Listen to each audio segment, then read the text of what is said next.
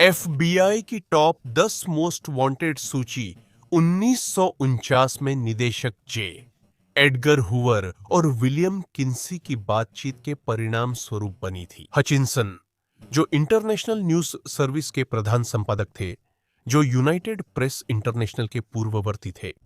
यह सूची एफबीआई द्वारा सबसे खतरनाक और वांछित अपराधियों को प्रचारित करने के लिए बनाई गई है, जिसका उद्देश्य ऐसे सुराग और जानकारी जुटाना है जो उनकी लोकेशन और गिरफ्तारी तक पहुंचा सके। इस सूची की घोषणा 1950 में हुई थी और इसमें पहले व्यक्ति थॉमस जे होल्डन थे, जो 1926-1932 के बीच सक्रिय डाकू और होल्डन कीटिंग गैंग के सदस्य थे। उन्हें 1951 में सूची के प्रकाशित होने के 15 महीने बाद पकड़ा गया था। एफबीआई आज भी टॉप 10 सूची का उपयोग करती है और इसने अधिकारियों को दर्जनों अपराधियों को पकड़ने में मदद की है।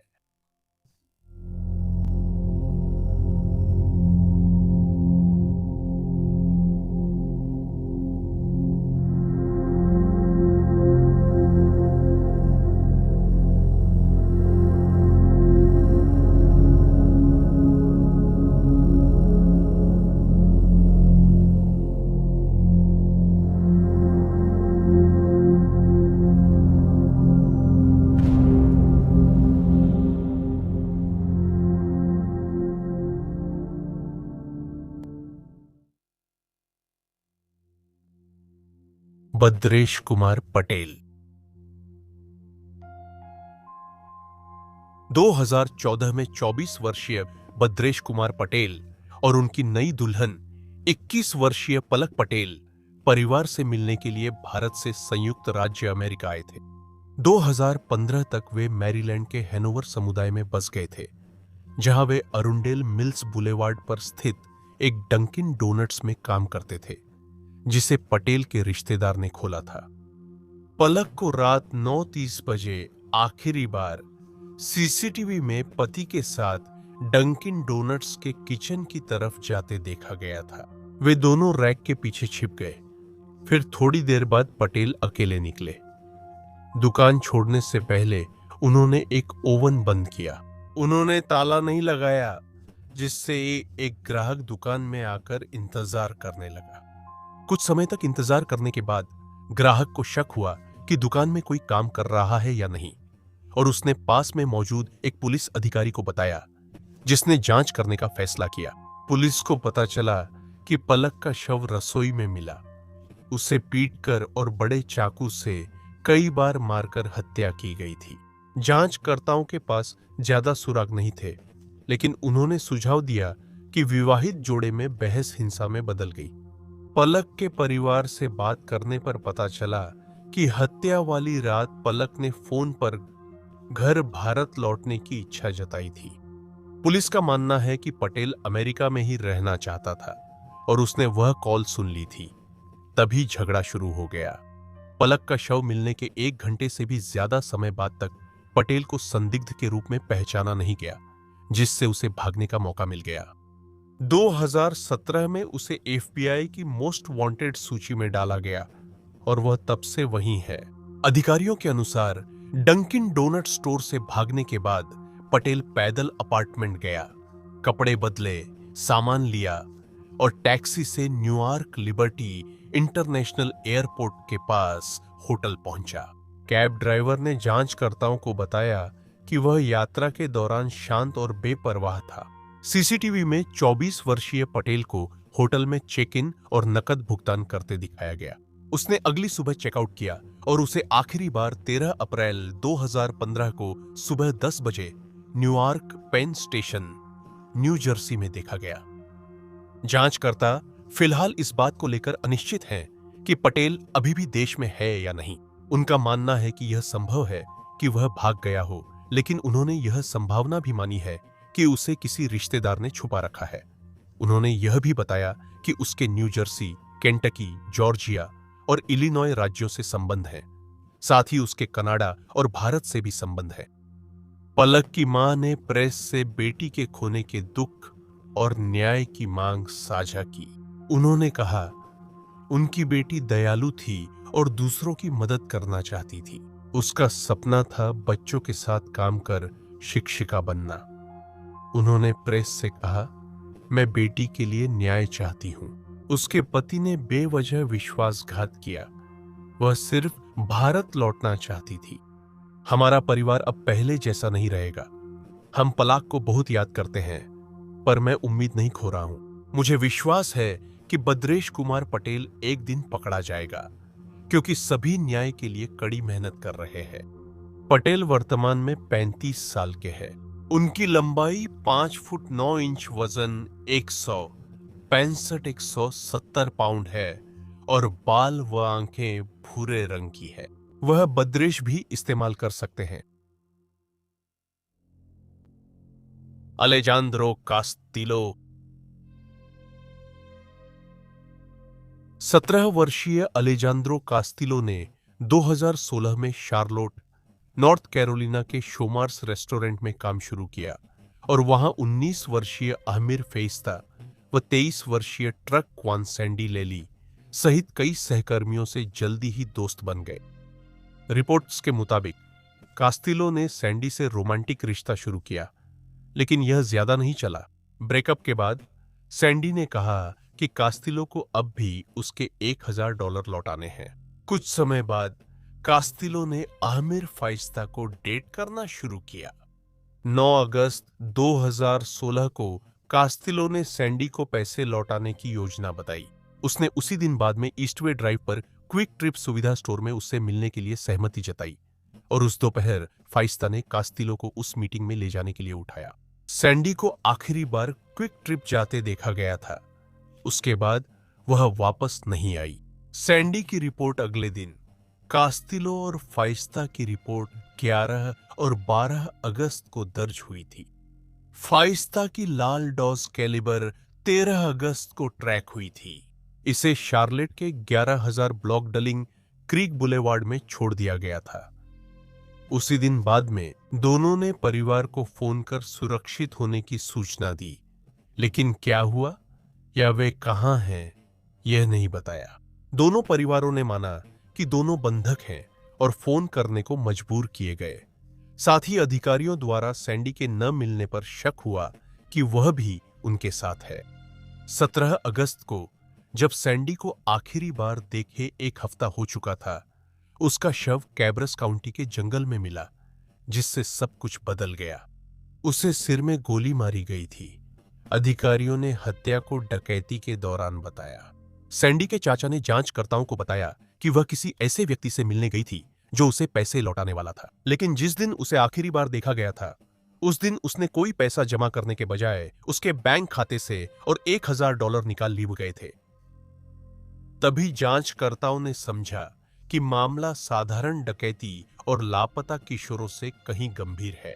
जांच में कास्टिलो और सैंडी के संदेश मिले और पता चला कि कास्टिलो और फिएस्टा ने सैंडी की कार चुरा ली थी। लाश फेंकने के बाद वे फिनिक्स, एरिजोना गए, जहां उसकी कार 15 अगस्त को एक बस शेल्टर के पास मिली।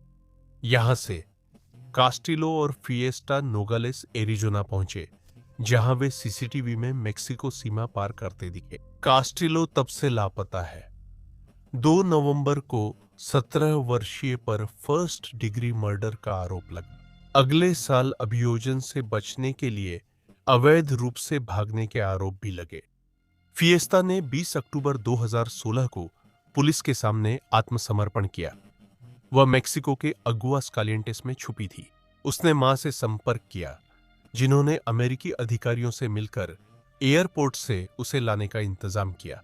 उसे कुछ दिनों में अमेरिका लाकर टेक्सास में गिरफ्तार किया गया और सहायक अपराधी का आरोप लगा। गंभीर हत्या और मोटर वाहन की चोरी के अपराध के बाद उसने जांचकर्ताओं को बताया कि वे मेक्सिको में कास्टिलो के चचेरे भाई के साथ रह रहे थे, लेकिन 17 वर्षीय लड़का आत्मसमर्पण से पहले गायब हो गया। अलेजांद्रो कास्टिलो अब 26 साल का है। उसका कद 5 फीट 6 इंच बताया गया है और उसका वजन 178 से 189 पाउंड के बीच है। उसके बाल काले हैं, आंखें भूरी हैं और वह अंग्रेजी स्पेनिश बोलता है। संभव है कि वह सैन फ्रांसिस्को दे लॉस रोमो, पापायन दे अटेगा, दोनों अगुआस कालिएंटेस या मेक्सिको के गुआनाजुआतो और वेरा क्रूज में मिल सकता है। यूलान एडेनाई आर्चागा कारियास। यूलान एडेनाई आर्चागा कारियास 2021 से मोस्ट वांटेड लिस्ट में शामिल है। वह एक ऐसा व्यक्ति है जिसका ड्रग तस्करी उद्योग से संबंध है और माना जाता है कि वह संगठित अपराध गिरोह MS-13 के होंडुरन गुट का नेता है। उसका आपराधिक इतिहास लंबा है, जो 2015 में शुरू हुआ था, जब उसे होंडुरास में मनी लॉन्ड्रिंग और अवैध संघ के लिए जेल में डाला गया था। लेकिन उसने फरवरी 2020 में अधिकारियों से भागने में सफलता पाई, जब उसे बहुत कम सुरक्षा के साथ एल प्रोग्रेसो शहर में एक अदालत की सुनवाई के लिए ले जाया जा रहा था। इसके अलावा उसे हेलीकॉप्टर की बजाय वैन से ले जाया गया, जो कि बहुत असामान्य था, और सेना और पुलिस को इस बात की कोई पूर्व सूचना नहीं दी गई थी कि इतना खतरनाक और हाई प्रोफाइल कैदी को स्थानांतरित किया जा रहा है। जब वह अदालत पहुंचा तो इमारत में मारा साल्वात्रुचा 13 गिरोह के सदस्यों का एक समूह घुस आया और उन्होंने अंदर घुसकर आर्चागा कारियास को भागने में मदद की। तब से वह फरार है। 2021 में न्यूयॉर्क के साउदर्न डिस्ट्रिक्ट के अमेरिकी अटॉर्नी ने उस पर रैकेटियरिंग, नशीली दवाओं, कान की बिसाइन गेकील से तस्करी और हथियारों के इस्तेमाल से जुड़े और आरोप लगाए, जिसके चलते उसे FBI की मोस्ट वांटेड सूची में शामिल किया गया। उसने अमेरिकी भगोड़े रॉबर्ट विलियम फिशर की जगह ली, जिस पर 2001 में अपनी पत्नी और बच्चों की हत्या करने और अपने परिवार के घर को उड़ाने का शक है। 2023 में bureau of international narcotics and law enforcement affairs ने आर्चागा कारियास की गिरफ्तारी और सजा दिलाने वाली जानकारी के लिए $5 मिलियन का इनाम घोषित किया। आर्चागा कारियास वर्तमान में 43 साल के हैं। उनकी लंबाई 5 फीट 5 इंच है और वजन करीब 160 पाउंड है। वह अलेक्जेंडर मेंडोजा नाम का इस्तेमाल कर सकते हैं और कभी-कभी पोर्की उपनाम से भी जाने जाते हैं। रूजा इग्नाटोवा। रूजा इग्नाटोवा का जन्म 1980 में बुल्गारिया में हुआ और वह जर्मनी में बड़ी हुई, जहां उन्हें होशियार माना गया। 18 साल की उम्र में उन्होंने एक कक्षा छोड़ी और यूनिवर्सिटी ऑफ कॉन्स्टांज में स्कॉलरशिप पर पढ़ाई की। 2005 में उन्होंने PhD पूरी की, निजी अंतरराष्ट्रीय कानून में। बाद में उन्होंने ऑक्सफोर्ड यूनिवर्सिटी से यूरोपीय कानून में मास्टर डिग्री ली। पढ़ाई पूरी कर उन्होंने वित्त क्षेत्र में सफल करियर बनाया। फिर 2014 में क्रिप्टोकरेंसी OneCoin लॉन्च की। इग्नाटोवा ने अपने करिश्मा और आत्मविश्वास से लाखों लोगों को इस क्रिप्टो कॉइन में निवेश के लिए मना लिया और बड़ा मुनाफा वादा किया। असल में उन्होंने $4 अरब से ज्यादा की धोखाधड़ी की। 25 अक्टूबर 2017 को इग्नाटोवा की लिस्बन में निवेशकों से मीटिंग थी। इसके बजाय इग्नाटोवा सोफिया, बुल्गारिया से रायन एयर फ्लाइट से एथेंस, ग्रीस गईं। इसके बाद वह गायब हो गईं। कुछ लोगों को शक है कि उन्हें उनके घोटाले की आधिकारिक जांच के बारे में जानकारी मिल गई थी, जिससे वह छुपने के लिए मजबूर हो गईं। रिपोर्ट्स के मुताबिक 2019 में एक पुलिली बुल्गारियाई संगठित अपराध सरगना, जिसका नाम क्रासमिर कामेनोव था, उसने इग्नाटोवा की गुमशुदगी की अमेरिकी जांच में मदद करने की कोशिश की थी। लेकिन वह, उनकी पत्नी और 2 अन्य लोग केप टाउन स्थित घर में मृत मिले। 2022 में पूछताछ से पहले ही कई जर्मन पुलिस इकाइयों ने इग्नाटोवा की तलाश धोखाधड़ी के आरोप के लिए शुरू की है। जल्द ही इंटरपोल को सूचना मिली और FBI ने उन्हें मोस्ट वांटेड सूची में डाला। 2024 में एक यूके अदालत ने उनके और उनके सहयोगियों की संपत्तियों को जब्त करने का आदेश दिया। इसी दौरान उनकी गिरफ्तारी की सूचना देने वाले को $5 मिलियन इनाम की घोषणा हुई। हालांकि अमेरिकी अधिकारियों के पास इग्नाटोवा के जीवित होने का कोई सबूत नहीं है। Bureau of investigative reporting and data और इन्वेस्टिगेटिव रिपोर्टिंग साइट बुल्गारिया ने 2023 में बताया कि एक पुलिस मुखबिर ने ड्रग लॉर्ड टाकी क्रिस्टोफोरिस अमानाटिडिस के बहनोई को कहते सुना था कि इग्नाटोवा की 2018 में हत्या हुई थी। उनके आदेश पर कथित हत्यारे क्रिस्टोव ड्रग तस्करी के आरोप में डच जेल में सजा काट रहे हैं। बताया गया कि इग्नाटोवा की हत्या एक यॉट पर कर शव को समुद्र में फेंका गया था ताकि टाकी की वन कॉइन योजना में उसकी संलिप्तता छुपाई जा सके। टाकी के लोग उसकी सुरक्षा में लगे थे। कहा जाता है कि वह और टाकी इतने करीब थे कि टाकी उनकी बेटी के गॉडफादर बने। जर्मन पुलिस ने नवंबर 2024 में कहा कि उन्हें संदेह है कि वह अब भी जीवित हैं। संभव है वह केप टाउन के एक सुरक्षित अमीर इलाके में रह रही हों, जहां कई अमीर निर्वासित बुल्गारियाई रहते हैं। अगर इग्नाटोवा जीवित हैं, तो उनकी उम्र 45 साल है। वह गोरी महिला है जिनके बाल गहरे भूरे या काले और आंखें भूरी हैं। वह अंग्रेजी, जर्मन, बुल्गारियाई बोलती है। Omar Alexander Cardenas. Omar Alexander Cardenas को जुलाई 2022 में हत्या और अभियोजन से बचने के आरोप में सबसे वांछित सूची में डाला गया। 15 अगस्त 2019 को कार्डेनास ने सिलमार, एलिस, कैलिफोर्निया में हेयर आइकन बार्बरशॉप के बाहर 46 वर्षीय जबाली डुमास की गोली मारकर हत्या कर दी थी। एलएपीडी प्रमुख माइकल मूर ने कहा कि कार्डेनास ने जबाली पर 30 फीट दूर से 9 गोलियां चलाईं, जिसमें सिर में गोली लगने से जबाली की मौके पर मौत हो गई। इस बीच कार्डेनास अपनी गाड़ी में फरार हो गया। यह स्पष्ट नहीं है कि गोलीबारी से पहले दोनों एक दूसरे को जानते थे या नहीं। एफबीआई ने कहा कार्डेनास पियर्स स्ट्रीट गैंग का सदस्य था और डॉलर कहलाता था। उन्होंने अनुमान लगाया कि वह मुकदमे से बचने मेक्सिको गया, पर यह निश्चित नहीं है। अगर वह अमेरिका छोड़ चुका है और दक्षिणी कैलिफोर्निया में अपने दोस्तों परिवार के पास छिपा है, तो शायद वह निर्माण कार्य कर रहा है। कार्डेनास की लंबाई 5 फीट 6 से 7 इंच और वजन 240 से 300 पाउंड के बीच है। उसके बाल गहरे भूरे या काले हैं, आंखें भूरे रंग की हैं और वह चश्मा व कॉन्टैक्ट लेंस पहनता है। उसके शरीर पर एक टैटू है और वह बाल दाढ़ी की स्टाइल बदलता रहता है। विल्वा विलेगास पालोमिनो। विल्वा विलेगास पालोमिनो को 2023 में मोस्ट वांटेड सूची में डाला गया था, जब उस पर नार्को आतंकवाद, अंतर्राष्ट्रीय कोकीन तस्करी और साजिश के आरोप लगे थे और उसकी जानकारी देने पर $5 मिलियन का इनाम रखा गया था। एफबीआई के मुताबिक अमेरिका में 80% कोकीन विलेगास पालोमिनो की कोलंबिया लैब्स से आती है। विलेगास पालोमिनो को कोलंबिया में नेशनल लिबरेशन आर्मी का नेता माना जाता है, जिसे एक ट्रांसनेशनल क्राइम ऑर्गेनाइजेशन और विदेशी आतंकवादी संगठन माना जाता है।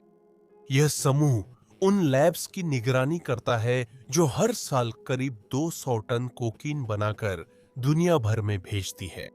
इन बिक्री से होने वाली आय का कथित तौर पर इस्तेमाल आतंकवादी हमलों को फंड करने, तोड़फोड़ की कार्रवाइयों और राजनीतिक प्रभाव के लिए किया जाता है, जिसका उद्देश्य सरकारी संस्थाओं को अस्थिर करना है। विलेगास पालोमिनो की लंबाई करीब 5 फीट 7 से 5 फीट 9 इंच के बीच है। उनका वजन 190 पाउंड है। बाल काले, आंखें भूरे हैं। वह स्पेनिश बोलते हैं और उपनाम भी उपयोग कर सकते हैं। कार्लोस एल पुएर्को, जिसका मतलब कार्लोस द हॉग है। एल पुएर्को, विल्वा विलेगास और विल्वा पालोमिनो। फाउस्तो इसिद्रो मेसा फ्लोरेस उर्फ एल चापो इसिद्रो। फाउस्तो इसिद्रो मेसा फ्लोरेस, जिसे एल चापो इसिद्रो भी कहते हैं, का आपराधिक इतिहास लंबा है। 1982 में मेक्सिको में जन्मे, उन्होंने 1990 के दशक में जुआरेज कार्टेल के लिए काम करना शुरू किया। 1997 में नेता की मौत के बाद उन्होंने और कई अन्य लोगों ने समूह छोड़ा और अंत में बेलत्रान लेवा कार्टेल में शामिल हो गए। उन्होंने गैंग में जल्दी सम्मान पाया और खुद को कुशल हिटमैन साबित किया। दिसंबर 2009 में नेता की हत्या के बाद भी वे समूह के वफादार रहे। मेसा फ्लोरेस के गैंग का हिस्सा लॉस माजादलेकोस मेक्सिको के सिनालोआ राज्य में स्थित है और मुख्य रूप से अवैध ड्रग्स की तस्करी करता है, जिसमें मेथ, हेरोइन, मारिजुआना और कोकीन शामिल हैं। 2010 से वह और उसके लोग सिनालोआ कार्टेल के प्रमुख प्रतिद्वंद्वियों में से एक माने जाते थे, जो देश का सबसे बड़ा ड्रग कार्टेल है, जिससे पूरे इलाके में अपहरण और हत्याएं हुई हैं। यह गैंग के लिए असामान्य नहीं है, जिस पर गोलीबारी, अपहरण, हत्या, यातना और जबरन वसूली के आरोप हैं। अपने क्षेत्र पर नियंत्रण बनाए रखने के लिए मेसा फ्लोरेस इस समय कई ड्रग्स से जुड़े आरोपों के साथ साथ हथियार के इस्तेमाल और कब्जे के आरोप में वांछित है और उसकी गिरफ्तारी की सूचना देने पर $5 मिलियन का इनाम रखा गया है।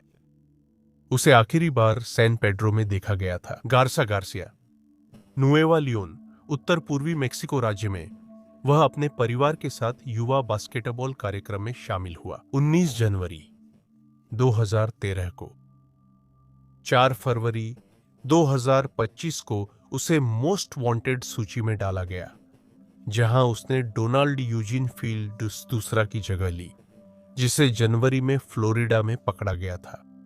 मेसा फ्लोरेस 43 साल के हैं। उनका कद 5 फीट 5 इंच और वजन लगभग 159 पाउंड है। उनके बाल और आंखें भूरे रंग की हैं और वे संभवतः अभी भी मेक्सिको में हैं। Ryan James wedding. पहली नजर में रयान जेम्स वेडिंग इस सूची के सबसे कम संभावित व्यक्ति दिखते हैं। कनाडाई ओलंपिक स्नोबोर्डर वेडिंग ने 12 साल की उम्र से प्रतियोगिताओं में भाग लिया। 2002 शीतकालीन ओलंपिक के बाद रिपोर्ट्स के अनुसार उन्होंने ड्रग्स का कारोबार शुरू किया और अपराध की दुनिया में आ गए। वे साइमन फ्रेजर विश्वविद्यालय में पढ़ रहे थे जब उन्होंने पढ़ाई छोड़कर साथियों को मारिजुआना बेचने का निर्णय लिया। कुछ समय बाद ही उन्होंने ईरानी और रूसी तस्करों के साथ और खतरनाक नशे का कारोबार शुरू कर दिया। 2006 में उनके नाम पर तलाशी वारंट तब जारी हुआ जब उन पर अपनी संपत्ति पर बड़ी मात्रा में मारिजुआना उगाने का आरोप लगा। हालांकि उस समय उन पर कोई आरोप नहीं लगाया गया था। 4 साल बाद अमेरिकी एजेंट से कोकीन खरीदने की कोशिश में दोषी पाकर उन्हें 4 साल की सजा हुई। 2024 में जांच के बाद ही उनके ऑपरेशनों का पैमाना पता चला और अधिकारियों को उन पर आरोप लगाने के लिए पर्याप्त सबूत मिले। अमेरिकी न्याय विभाग ने आरोप लगाया कि वेडिंग एक अंतरराष्ट्रीय संगठित अपराध समूह का नेतृत्व कर रहे थे, जो कोकीन तस्करी और हत्या में शामिल था, जिसमें निर्दोष नागरिकों की हत्या भी शामिल थी। उन पर बाद में कई आरोप लगे, जैसे ड्रग तस्करी, आपराधिक संगठन का नेतृत्व, 3 हत्याएं और हत्या का प्रयास। कहा जाता है कि ये हत्याएं 57 वर्षीय जगदा सिद्धू, 55 वर्षीय हबुजिन सिद्धू और 39 वर्षीय मोहम्मद जफर की थी। सिद्धू भाइयों की हत्या नवंबर 2023 में और जफर की हत्या मई 2024 में हुई थी। माना जाता है कि वेडिंग ने ये हत्याएं अपने सहयोगी एंड्रयू क्लार्क के साथ करवाई थीं, जिसे अक्टूबर 2024 में गिरफ्तार किया गया और उस पर एक अन्य हत्या का आरोप है। अधिकारियों के अनुसार 2010 में सजा और जेल से रिहाई के बाद वह मेक्सिको भागा और सिनालोआ कार्टेल का वरिष्ठ सदस्य बन गया। उसके उपनामों में एल जेफे, जाइंट और पब्लिक एनिमी हैं। मार्च 2025 में वेडिंग को मोस्ट वांटेड सूची में डाला गया, जिससे फरार बाल यौन अपराधी और हत्यारे एलेक्सिस फ्लोरेस की जगह ली गई। वेडिंग 43 वर्ष का है। उसकी लंबाई 6 फुट 3 इंच और वजन करीब 240 पाउंड है। उसके भूरे बाल, नीली आंखें हैं और चेहरे पर दाढ़ी मूंछ भी हो सकती है। वह एलियासिस जेम्स, कॉनरेड किंग, जेसी किंग नामों का उपयोग करता है। उसकी गिरफ्तारी या सजा की सूचना पर $10 मिलियन इनाम है। जियोवानी सिसेंटे मोस्के सेर्रानो। जियोवानी सिसेंटे मोस्के सेर्रानो को जून 2025 में सबसे वांछित सूची में शामिल किया गया था, जब उन पर साजिश, कोकीन वितरण और एक विदेशी आतंकवादी संगठन को समर्थन देने के कई आरोप लगे थे। उन्होंने सूची में कथित वरिष्ठ MI13 नेता फ्रांसिस्को जेवियर रोमन बार्डेलेज की जगह ली,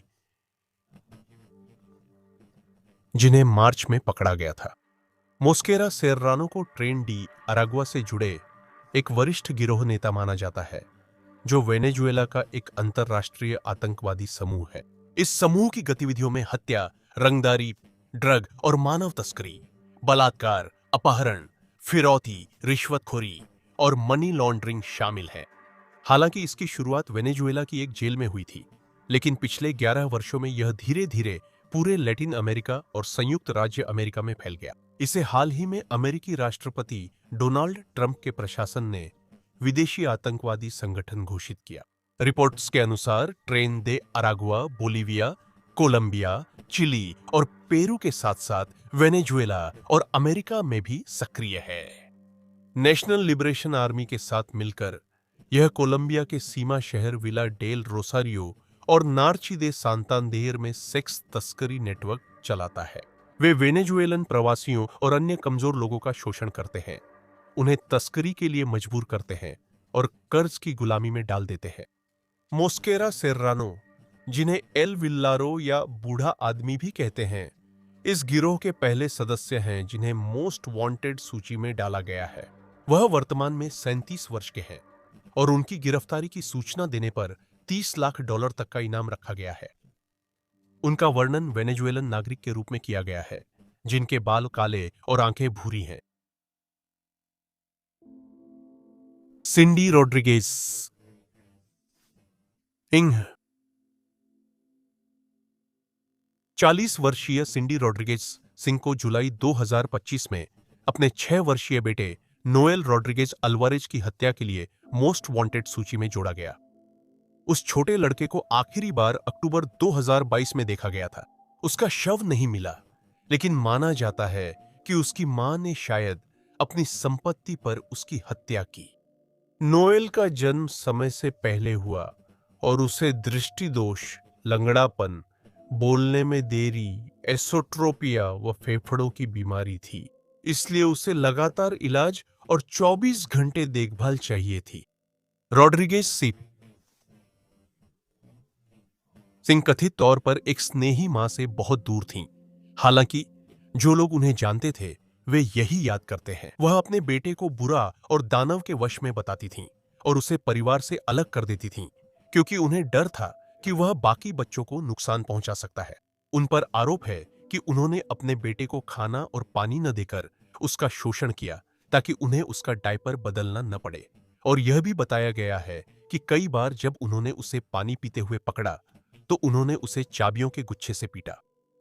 अपनी उम्र के बावजूद नोएल को स्कूल में कभी दाखिला नहीं मिला और जुलाई 2022 से उसने डॉक्टर के पास जाना भी बंद कर दिया। एक परिचित ने बताया कि रोड्रिगेज सिंह ने उनसे बच्चे को मेडिकल विजिट के लिए उधार मांगा था। मार्च 2023 में एवरमंड, टेक्सास पुलिस से नोएल की भलाई जांचने को कहा गया, क्योंकि वह महीनों से गायब था। उसे आखिरी बार एक अस्पताल के स्टाफ ने देखा था जब उसकी मां अक्टूबर 2022 में जुड़वां बच्चों को जन्म दे रही थी। उसका वर्णन किया गया कि वह अस्वस्थ और कुपोषित दिख रहा था। रोड्रिगेज सिंह ने अधिकारियों को बताया कि वह मेक्सिको में अपने जैविक पिता के परिवार की देखभाल कर रही है। हालांकि जांचकर्ताओं ने बाद में नोएल के जैविक पिता से संपर्क किया और पता चला कि उसने कभी अपने बेटे से मुलाकात ही नहीं की थी। वेलफेयर चेक के 2 दिन बाद 22 मार्च को रोड्रिगो सिंह के पति अशटीप सिंह ने कार्यस्थल से $10,000 चुराए, जिनमें से $8,000 बैंक में जमा किए। उसी दिन बाद में दंपति ने अपने 6 बच्चों को इकट्ठा किया और इस्तांबुल, तुर्की के लिए उड़ान पकड़ी। इसके बाद वे भारत चले गए। 3 दिन बाद नल के लिए एम्बर अलर्ट जारी हुआ। जांचकर्ताओं ने जल्द ही पता लगाया कि नवंबर 2022 की शुरुआत में रोड्रिगेज सिंह ने अपने लिए और अपने 6 अन्य बच्चों के लिए नए पासपोर्ट के लिए आवेदन किया था। उन्होंने नल के लिए पासपोर्ट नहीं बनाया। एक दोस्त ने कहा कि रॉड्रिगेज सिंह को डर था कि उनके बच्चे उनसे फिर से छीन सकते हैं, क्योंकि उनका नशे और शराब का इतिहास था। नोएल और उनके 2 भाई बहन अस्थायी फोस्टर केयर में रखे गए थे जब वह शराब पीकर गाड़ी चलाने के हादसे में शामिल हुई थीं। उनकी फोस्टर मां, जो विशेष बच्चों की देखभाल में माहिर थीं, नोएल से गहरा रिश्ता बना चुकी थीं और रॉड्रिगेज सिंह को वीडियो कॉल कराती थीं ताकि वह नोएल से बात कर सके। उनकी आखिरी कॉल 2022 की शरद ऋतु में हुई थी। अधिकारियों ने यह भी पता लगाया कि फरार होने से कुछ समय पहले रॉड्रिगेज सिंह ने घर के पिछवाड़े में कंक्रीट आंगन बनवाया, जहां उनके पति ने एक कालीन डाला था। जांच में उसमें मानव अवशेष मिले। वह कालीन पहले पिछवाड़े के शेड में बिछाई गई थी, जिसे उनके भागने से पहले तोड़ दिया गया। खोजी कुत्तों ने आंगन में मानव अवशेषों के संकेत दिए, लेकिन खुदाई में कुछ नहीं मिला। परिवार के देश छोड़ने के 8 दिन बाद 30 मार्च को रॉड्रिगेज सिंह और उनके पति पर बच्चे को छोड़ने और खतरे में डालने के आरोप में आपराधिक वारंट जारी हुआ। उन्हें हत्या, बच्चे को चोट पहुंचाने और छोड़ने के आरोपों में दोषी पाया गया। सालों तक लौटने का कोई इरादा न होने के कारण रॉड्रिगेज सिंह फरार रहीं और एफबीआई ने निष्कर्ष निकाला कि 2023 की शुरुआत में भागने के बाद से उन्होंने अमेरिकी जमीन पर कदम नहीं रखा है। 20 अगस्त को अधिकारियों ने रॉड्रिगेज सिंह को भारत में ढूंढ लिया, जिससे बड़ी सफलता मिली। उन्हें गिरफ्तार कर अमेरिकी हिरासत में लिया गया। फिलहाल वह टैरेंट काउंटी जेल में है। भारत में उनके जीवन के सटीक विवरण और परिवार का ठिकाना स्पष्ट नहीं है। मामला अभी भी चल रहा है। सिंडी रॉड्रिगेज सिंह की गिरफ्तारी के बाद एफबीआई की मोस्ट वांटेड सूची में कोई नया नाम नहीं जोड़ा गया है।